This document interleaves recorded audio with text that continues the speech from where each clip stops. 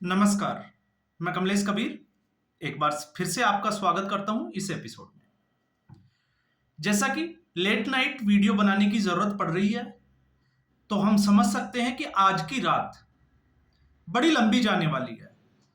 और बड़ी जब लंबी इसलिए जाने वाली है कि भारत जिस ताक में बैठा था या जिस चीज़ का इंतजार कर रहा था, वो गलती पाकिस्तान कर बैठा।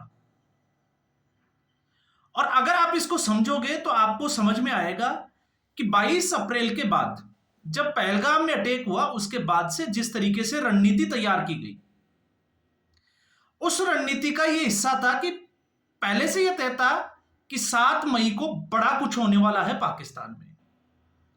तो 7 मई को बड़ा कुछ हुआ। उसके बाद में भारत ने यह संदेश देने की कोशिश की पाकिस्तान को भी और दुनिया को कि भारत एस्केलेटरी जो है उसमें नहीं जाना चाहता। इसलिए भारत ने आतंकवादियों के ठिकानों को टारगेट किया है।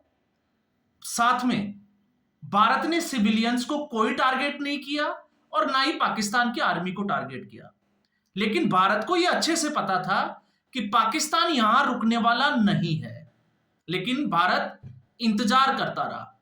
तो एक सबसे बड़ी गलती जो पाकिस्तान ने की वो ये थी कि पाकिस्तान की आर्मी आतंकवादियों के जनाजे में शामिल हुई। तो अब दुनिया को यह कहने की जरूरत नहीं है कि इसमें पाकिस्तान का हाथ था या नहीं था। दूसरा, भारत यह चाहता था कि पाकिस्तान आगे बढ़कर इंडियन आर्मी के ऊपर अटैक करे। और जहां हम इंडियन आर्मी की बात करते हैं, इंडियन आर्मी की तैयारियों की बात करते हैं, तो नरेंद्र मोदी को समझना बहुत जरूरी है, क्योंकि नरेंद्र मोदी ने प्रधानमंत्री बनने के बाद में पिछले 10 साल में भारत में जितना हथियारों की खरीद की है शायद किसी सरकार ने नहीं की। और आज हम और आप लोगों को समझ में आ रहा है कि भारत सही दिशा में काम कर रहा था। तो यह सिर्फ और सिर्फ मैं आपको एक ही बात बोलूंगा कि ऐसा कोई काम जो है वो सिर्फ नरेंद्र मोदी ही कर सकता है, जो बड़ी दूर की सोचता हो।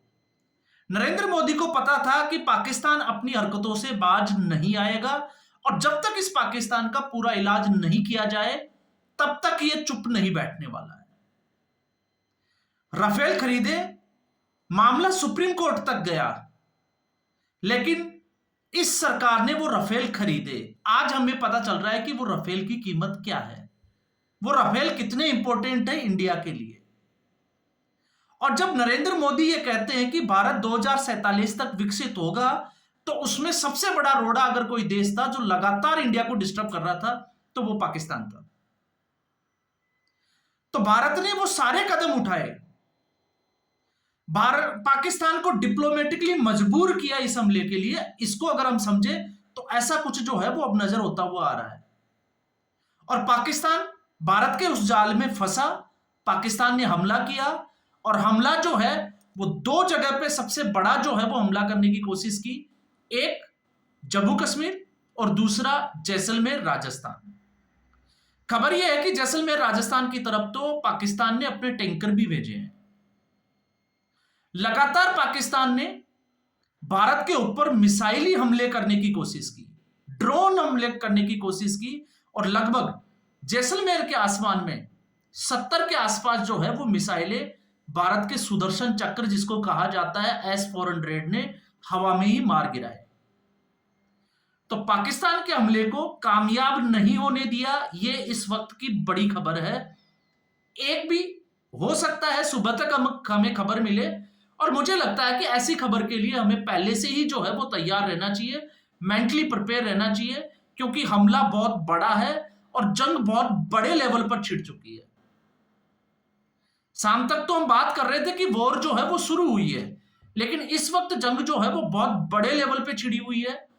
और जम्मू कश्मीर में आपको पता होगा, पठानकोट एयरबेस के ऊपर जो है वो हमला करने की कोशिश की, लेकिन वहां पर ड्रोन भी मार गिराए और मिसाइलें भी मार गिराई।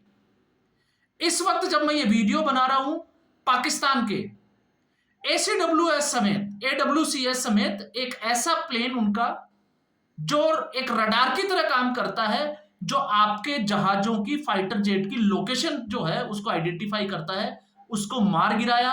2 F-16 जो है वो मार गिराए। इसके अलावा एक और फाइटर जेट पाकिस्तान का जो है वो नेस्तो नाबूद कर दिया, और पाकिस्तान का एक पायलट अभी भारत के कब्जे में है। तो दुनिया को दिखाने के लिए कि ये देखो जी, पाकिस्तान जो है वो हमारी सीमा में घुसा था। तो ये थी पाकिस्तान की तरफ से कार्रवाई, और बदले में जो कार्रवाई की गई है, अगर हम उसमें आए तो पाकिस्तान ने 1 घंटे की भारत ने पाकिस्तान की इस 1 घंटे की कार्रवाई के बाद अपना काउंटर अटैक शुरू किया है। और जो काउंटर अटैक शुरू किया है, मुझे लगता है पाकिस्तान में अफरा तफरी के अलावा जो है वो कुछ भी नहीं है। मैं ये तो नहीं कहता कि पाकिस्तान नक्शे से गायब हो जाएगा, लेकिन इतना जरूर है कि पाकिस्तान के लिए ये रात जो है वो बहुत लंबी होने वाली है।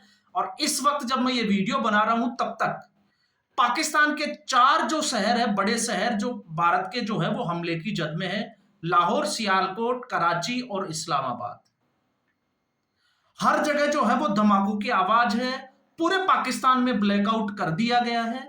और उस स्थिति में एक जो बड़ी सिस्टम है जो भारत ने अभी तक किया है, वो है इन 4 शहरों के अलावा सरगोदा, मुल्तान, और हम बात कर सकते हैं फैसलाबाद का डिफेंस सिस्टम को कंप्लीटली तबाह कर दिया है। तो एक तरफ पाकिस्तान की एक भी मिसाइल, एक भी ड्रोन जो है वो भारत की जमीन को अभी तक छू नहीं पाया है। कुछ जगहों पे हो सकता है एक आधा कोई ऐसा हो, लेकिन ज्यादातर जो है वो हवा में ही मार गिरा दिए गए हैं। और दूसरी तरफ पाकिस्तान का डिफेंस सिस्टम पूरी तरीके से तबाह हो चुका है। तो आप समझ सकते हैं कि पाकिस्तान इस वक्त जो है वो पूरे भारत के रडार पे है। प्रधानमंत्री नरेंद्र मोदी लगातार जो है वो मॉनिटरिंग कर रहे हैं। एस जयशंकर ने, अमेरिका के जो विदेश मंत्री है, उनसे बात हुई है। और आपको पता होगा, अमेरिका को यह पता था अच्छे से कि बहुत बड़ा कुछ भारत जो है वो करने वाला है, इसलिए आज दिन में ही एडवाइजरी जारी कर दी थी।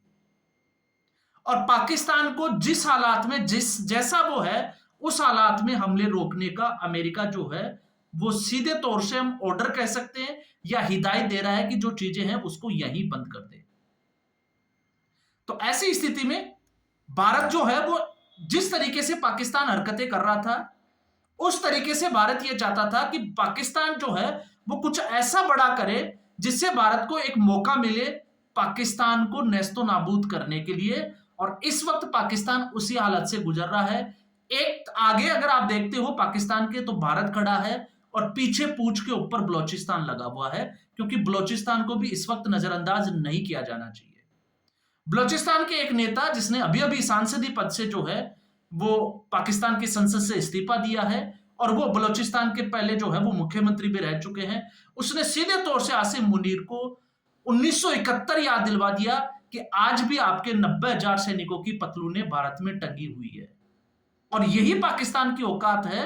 तो पाकिस्तान जिस गलती का इंतजार भारत कर रहा था, वो गलती कर बैठा। अब ऐसी स्थिति में आज की रात जो है वो नजर बनी हुई है, और इस वक्त जब हम ये बात कर रहे हैं तो लगभग 10:30 से 11 बजे का समय है। तो आप सोच सकते हैं अभी दिन जो है वो सूरज बाहर आने में लगभग 6 से 7 घंटे हैं। तो पाकिस्तान क्या 6 से 7 घंटे भारत की इस ताकत को झेल पाएगा, जहां अरेबियन सी में आपको नहीं भूलना चाहिए आईएनएस विक्रांत मौजूद है। उस तरफ बहुत कुछ बड़ा होने का अंदेशा जो है वो आज रात को है। एयरफोर्स के फाइटर जेट जो है वो ऑलरेडी उड़ान भर चुके हैं, और सीधे तौर से भारतीय फौज जो है वो पाकिस्तान के सामने खड़ी है। और खबर एक और ये भी है कि भारत की जो सेना है, अब एग्जैक्ट जो है वो ये खबर नहीं है कि कौन सी सीमा से अंदर घुसी है, लेकिन पाकिस्तान के अंदर भी घुस चुकी है। तो अगर पाकिस्तान की सेना अंदर घुस चुकी है, तो फिर आपको प्रधानमंत्री का, नरेंद्र मोदी का स्टेटमेंट जरूर याद कर लेना चाहिए, जिसमें उन्होंने कहा था कि इस बार जो होगा वो अकल्पनीय होगा। तो अकल्पनीय का मतलब क्या होता है? क्या भारत जो है वो लाहौर तक कब्जा कर लेगा, या फिर भारत जो है वो पीओके को अपनी तरफ जो है वो आज रात को ही मिलाने की पूरी कोशिश करेगा? इसके ऊपर जो है वो इस वक्त सबकी नजर बनी हुई है। तो माहौल एक बार फिर मैं आपको बता दूं, खबरों के ऊपर जो है वो नजर बनी हुई है। और चूंकि मैं पंजाब में हूं, तो पंजाब में इस वक्त क्या हालात है आपको पता है। और यहां पर पंजाब से जो है वो अगर आपको समझना है बॉर्डर के हालात को, तो मुझे लगता है कि उसको समझना और ज्यादा आसान हो जाता है, क्योंकि पंजाब के लगभग 15 शहरों को कल रात को पाकिस्तान ने टारगेट करने की पूरी कोशिश की थी, लेकिन नहीं कर पाया। आज पूरे पंजाब में जो है वो अलर्ट है, चंडीगढ़ में अलर्ट है, जम्मू कश्मीर, जम्मू में आपको पता है कि ब्लैकआउट हो रखा है, और राजस्थान और गुजरात का कच्छ का रण, हर जगह जो है वो इसी तरीके के हालात है। और इस तरीके के हालात में आमने सामने की जो जंग है वो अब छिड़ी है 9 बजे के बाद में। अब देखते हैं इस पे जो है वो जंग कहां तक पहुंचती है, और लगातार हम लोग जो है वो आपको अपडेट कराते रहेंगे। तो इस एपिसोड में फिलहाल इतना ही। इसके बाद फिर जो है वो हम नजर बनाए रखे हैं, और फिर जो है वो एक नई खबर के साथ आपको जरूर अपडेट कराएंगे। तब तक के लिए धन्यवाद।